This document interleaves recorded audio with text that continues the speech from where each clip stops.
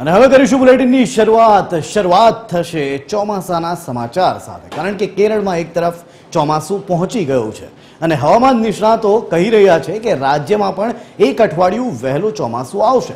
ત્યારે સૌથી પહેલા વાત હવામાન વિભાગથી કરીશું કે જે કહી રહ્યું છે કે આગામી 5 દિવસ ભારે વરસાદ વરસી શકે છે। ગાજવીજ અને ભારે પવનની સાથે રાજ્યમાં વરસાદની આગાહી કરવામાં આવી છે। દક્ષિણ ગુજરાત અને દક્ષિણ સૌરાષ્ટ્રમાં ભારે વરસાદની આગાહી કરાઈ છે। સુરત, વલસાડ, નવસારી, તાપીમાં ભારે વરસાદનું ઓરેન્જ એલર્ટ પણ આપવામાં આવ્યું છે। નર્મદા, ભરૂચ, દમણ અને દાદરા નગર હવેલીમાં ભારે વરસાદનું ઓરેન્જ એલર્ટ છે।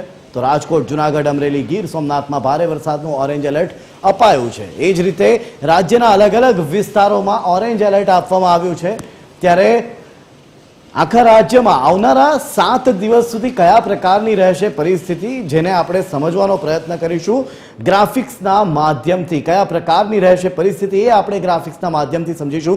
સૌથી પહેલા આજની વાત, આજે આપ જોઈ શકો છો કચ્છ, બનાસકાંઠા, પાટણ, મહેસાણા, સાબરકાંઠા, ગાંધીનગર, અમદાવાદ, ખેડા, આણંદ, મહીસાગર, પંચમહાલ, દાહોદ, આ જે આખો વિસ્તાર તમને જોવા મળી રહ્યો છે એ એવો વિસ્તાર છે કે જ્યાં આખા જિલ્લામાં નહીં પણ જિલ્લામાં ક્યાંક છૂટો છવાયો થોડો ઝરમર વરસાદ વરસી શકે છે। આજના દિવસની આ વાત હતી અને કેટલાક વિસ્તારોમાં વરસ્યો પણ છે, પણ એ છૂટો છવાયો નાના વિસ્તારોમાં વરસેલો વરસાદ છે। હવે આ તરફ આપણે જોઈશું દરિયાઈ પટ્ટી જે આખી તમે જોઈ શકો છો એ પછી દક્ષિણની હોય કે આ તરફની હોય, આખી દરિયાઈ પટ્ટી આપને ડાર્ક ગ્રીન કલરમાં જોવા મળી રહી છે। એનું કારણ એ છે કે આ વિસ્તારોમાં શહેરોમાં પણ વરસાદ વરસી રહ્યો છે આજે, અને આજે વહેલી સવારે કેટલાક વિસ્તારો એવા હતા કે જ્યાં ભારે પવનની સાથે તોફાની વરસાદ વરસ્યો હતો। વાત કરીશું આવતીકાલે શું પરિસ્થિતિ રહેશે, 25 મેના રોજ શું પરિસ્થિતિ રહેશે। તો 25 તારીખે પણ ક્યાંક છૂટાછવાયા વરસાદની જે આગાહી છે એ જે રીતે આજની છે એ જ પ્રકારની છે, પણ ત્યારબાદ મોરબી, સુરેન્દ્રનગર, બોટાદ, રાજકોટ, ભાવનગર, અમરેલી, દ્વારકા, પોરબંદર, જૂનાગઢ,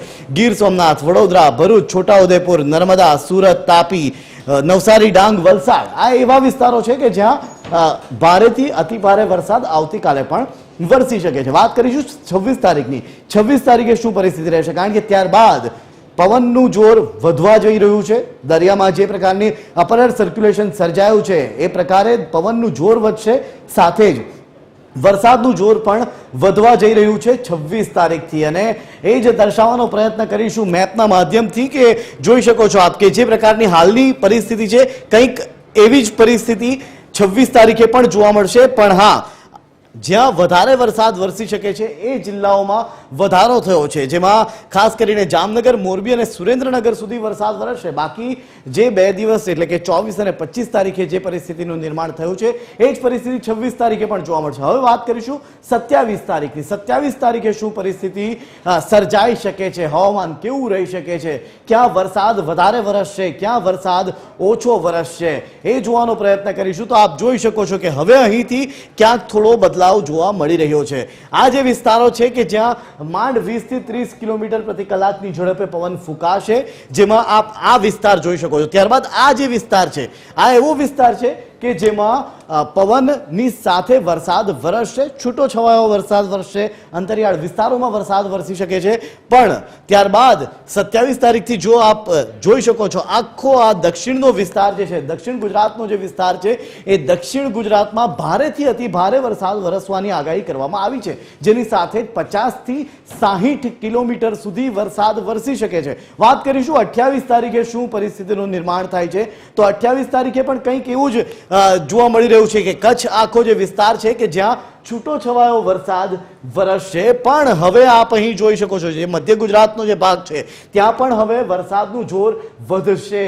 અમદાવાદમાં કે જ્યાં 27 તારીખ સુધી વરસાદ એટલો નહોતો જોવા મળી રહ્યો હતો, એ અમદાવાદમાં પણ 28 તારીખથી વરસાદ વરસી શકે છે, છૂટો છવાયો વરસશે, સાથે જ 40 થી 50 કિલોમીટરની ઝડપે પવન પણ ફૂંકાશે। પણ દક્ષિણમાં આપ જોઈ શકો છો, અને દક્ષિણમાં આ પરિસ્થિતિનું કારણ શું છે, જે રીતે શરૂઆતમાં આપને જણાવ્યું કે કેરળમાં જે ચોમાસાની શરૂઆત થઈ ગઈ છે અને એ જ ચોમાસું એક અઠવાડિયું વહેલું ગુજરાતમાં પ્રવેશ કરશે, અને આ પ્રી મોન્સૂન એક્ટિવિટી દક્ષિણ ગુજરાતમાં 27 તારીખથી જ શરૂ થઈ જશે, અને એનું જ આ કારણ છે કે ત્યારબાદ વરસાદનું જોર વધી રહ્યું છે। ત્યારે હવે આ અંગે હવામાન વિભાગ દ્વારા શું કહેવામાં આવ્યું અને હવામાન નિષ્ણાતો શું કહી રહ્યા છે એ સાંભળી લઈએ।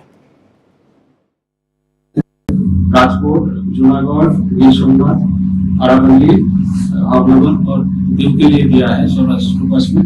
और हमारा गुजरात रीजन का साउदर्न डिस्ट्रिक्ट इसमें आ रहा है, सूरत, नर्मदा, भरूच, तापी, नवसारी, वलसाड, डांग, दादरा नगर हवेली। इसमें हम हेवी रेनफॉल का वार्निंग दिए हैं। और कल के लिए भी हेवी रेनफॉल वार्निंग है। ये जो फर्स्ट हेवी रेनफॉल वार्निंग है, इसमें ऑरेंज कलर के साथ जो वार्निंग दिया गया है कि मल्टी राडी वार्निंग है। इसमें थंडरस्टॉर्म विंड्स भी रहेगा। સ્થિતિ છે અત્યારે કેરળની અંદર સમય કરતા 8 દિવસ ચોમાસું વહેલું આવી ગયું છે. આગળ વધે એટલે આગળ જોવાનું રહેશે કે ચોમાસું સતત આ રીતે પ્રગતિ કરે છે કે વચમાં કોઈને અવરોધ આવે છે. ઘણી વખત એવું બનતું હોય છે કે વચ્ચે ચોમાસું છે એ નિષ્ક્રિય થઈએ, અનુકૂળ હવામાન ન મળવાને કારણે મોન્સૂન બ્રેકની કન્ડિશન જોવા મળતી હોય છે. બની શકે કે આ વર્ષે પણ કદાચ મહારાષ્ટ્ર આસપાસ મોન્સૂન બ્રેકની કન્ડિશન સર્જાઈ શકે છે. નોર્મલ રીતે અત્યારે જે રીતે ચોમાસું 8 દિવસ કેરળમાં વહેલું આવ્યું છે, એવી રીતે ઘણા બધા મિત્રોને કદાચ એવી પણ અપેક્ષાઓ હશે કે કદાચ ચોમાસું ગુજરાતમાં પણ 8 દિવસ વહેલું થઈ શકે. બની શકે કે જે રીતે અત્યાર સુધી ચોમાસું વહેલું ચાલ્યું છે એવી જ રીતે જો વહેલું સતત ચાલતું રહેશે, યોગ્ય હવામાન આગળ ઉપર એને મળશે તો ચોક્કસથી ગુજરાતમાં 8 દિવસ વહેલું આવશે. પણ આ વર્ષે કદાચ એવું પણ બની શકે કે મહારાષ્ટ્ર સુધી ચોમાસું પહોંચી અને ત્યાં મોન્સૂન બ્રેકની કન્ડિશન સર્જાઈ શકે છે.